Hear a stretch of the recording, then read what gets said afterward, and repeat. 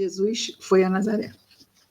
E como ninguém é profeta em sua própria terra, foi o lugar em que menos ele impactou. Por quê? Porque as pessoas fizeram referência àquele menino, filho do carpinteiro. A fé, quando Jesus curava, ele dizia, não é? A tua fé te salvou.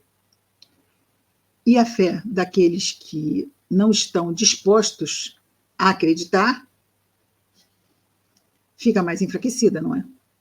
Então, será que Jesus não curou aqueles de Nazaré porque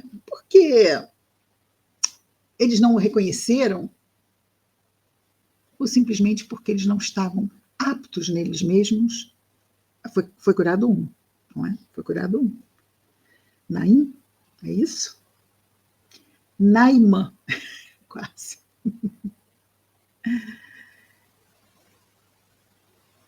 Nenhum deles foi purificado, senão Naimã, o sírio. Sim, ele aqui está fazendo uma referência aos leprosos em Israel, no templo, citado pelo profeta Eliseu. Então, ele faz uma referência lá em Nazaré, de que nem todos recebem bênçãos. E isso tem sempre suas razões. E nós estávamos até vendo aqui, não é? A Deus tudo é possível. Mas se nós somos as nossas próprias pedras de tropeço, aí já não é uma questão com Deus, já é uma questão conosco mesmo. Faz sentido, não? E hoje nós saímos, hoje não é? Jesus saiu de Nazaré e voltou a Cafarnaum, que também fica na Galileia. Então temos aqui no versículo 31, a cura do endemoniado na sinagoga de Cafarnaum. Praticamente o título já fala. Diz então, versículo 31. Desceu a Cafarnaum, cidade da Galileia, e ensinava a eles, os de Cafarnaum e todos aqueles que acorreram até lá para ouvi-lo, aos sábados. O sábado é o dia dedicado ao Senhor, não é? Então, vão à sinagoga, escutam preleções, e Jesus ia à sinagoga também ensinar. Maravilhavam-se do seu ensino, porque a sua palavra tinha autoridade. Estava na sinagoga, isso versículo 33, estava na sinagoga um homem que tinha um espírito de daimon impuro e gritou com grande voz. Então, o homem, na verdade, manifestando esse espírito impuro, os espíritos impuros são aqueles que se comprazem ainda no mal, não é? E gritou com grande voz: o que queres de nós, Jesus Nazareno? Vieste destruir-nos? Sei quem tu és, o Santo de Deus. Até o espírito impuro reconhecia em Jesus o Cristo. Mas Jesus não queria que essa informação se espalhasse. Não era o momento ainda. Então, Jesus o repreendeu dizendo: cala-te e sai dele. Imagina, independente de ser Jesus o Cristo. É interessante essa questão, não é? Porque ele tinha ficado 40 dias no deserto. Lembramos disso? Conversando com aquele demônio, não é? O representante das trevas no mundo. Já tinha ele feito este enorme trabalho junto a nós aqui, seus pequeninos. E agora vinha este, através desse encarnado, mais uma vez, querendo saber. Olha, vejamos como é que a luz assusta as trevas. Claro, porque a luz dissolve as trevas. E eles tinham um papel de muito poder junto aos humanos da Terra. Mas Jesus chegou, divisor de águas, imagina aquela luz. Aqui na crosta, nossa, a crosta deve ter sido a visão do mundo espiritual da crosta com a presença de Jesus, realmente uma luz absurda, com certeza, um espírito puro manifestado na crosta. O que queres de nós, Jesus Nazareno? Olha o medo. Vieste destruir-nos? E não deixa de ser verdade, não é? Jesus veio destruir o quê? O mal que há em nós.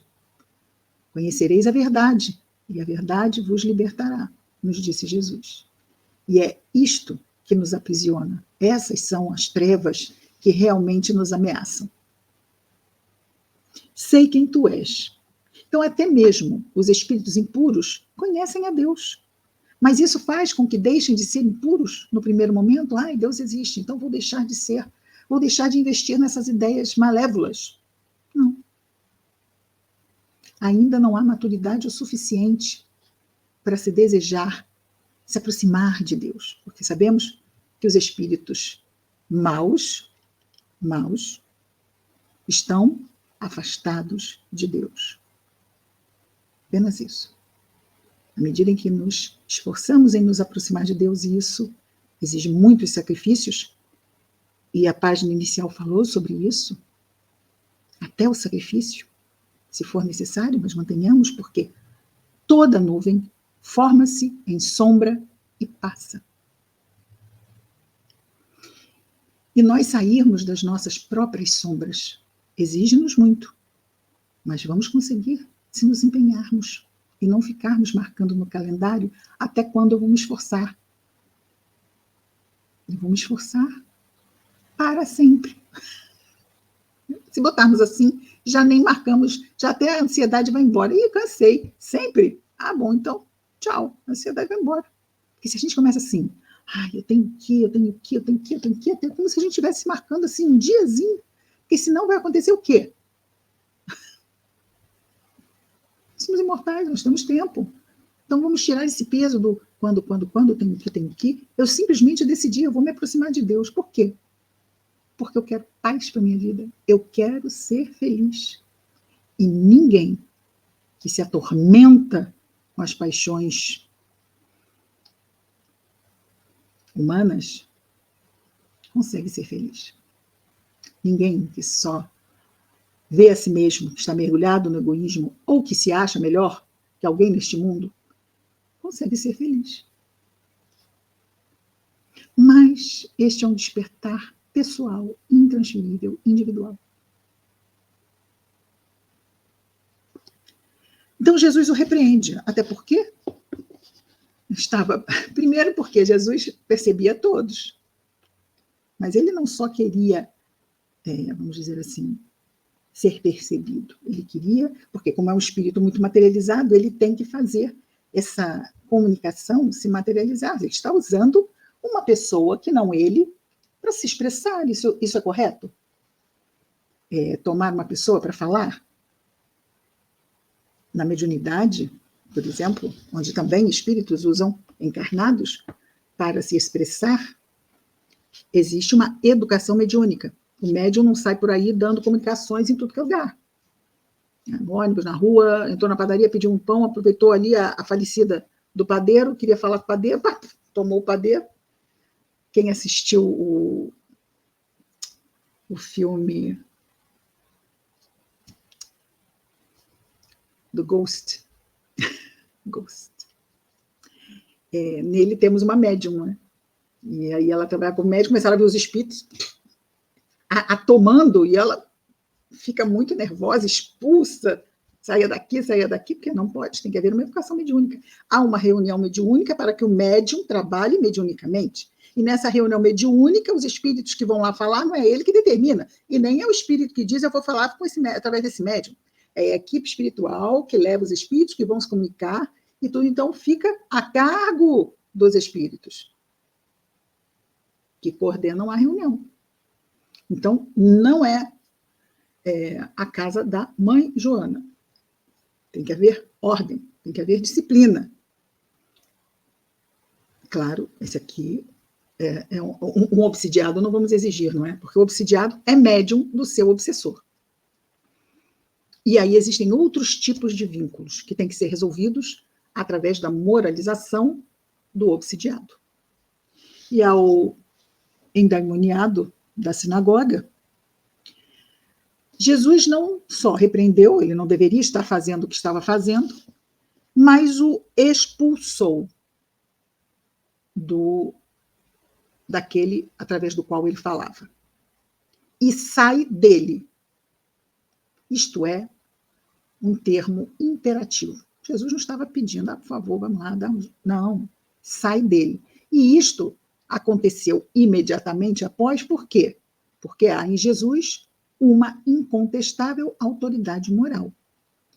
Tão grande, aquela luz que veio à crosta, não é? Que o Espírito veio exatamente, temendo esta luz, questioná-lo. Então Jesus disse, cala-te e sai dele. O daimon, arremessando-o no meio. Então, essa sinagoga, muitas vezes havia um espaço, não é? No meio, a pessoa falava e as pessoas se sentavam em volta. Então, esse espírito jogou o homem no meio daquele espaço, saindo dele. Ele arremessou o homem e saiu dele. Houve, arremessando-o no meio, sem lhe causar dano, embora ele tivesse arremessado, o homem não se machucou.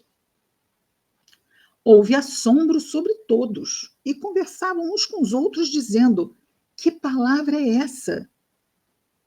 Que com autoridade e poder ordena aos espíritos impuros e eles saem. Essa é a palavra dita com autoridade. Simples assim. Mas uma autoridade que os nossos olhos encarnados não podiam divisar, porque a luz era vista por quem não estava vendo com os olhos da carne. Como, por exemplo, ele foi a Nazaré e viram simplesmente o filho do carpinteiro. Então, os nossos olhos da carne não podem ver a luz. Bom, no versículo 37, terminamos assim. O relato a respeito dele, Jesus, espalhou-se para todo o lugar da circunvizinhança. Ora, é algo assim, bastante impactante ver uma cena dessa, não é? E é a Rádio Corredor. Já ouviram falar da Rádio Corredor? É aquilo assim, a pessoa vai de boca em boca, é que nem incêndio, vai assim, um rastilho de pólvora.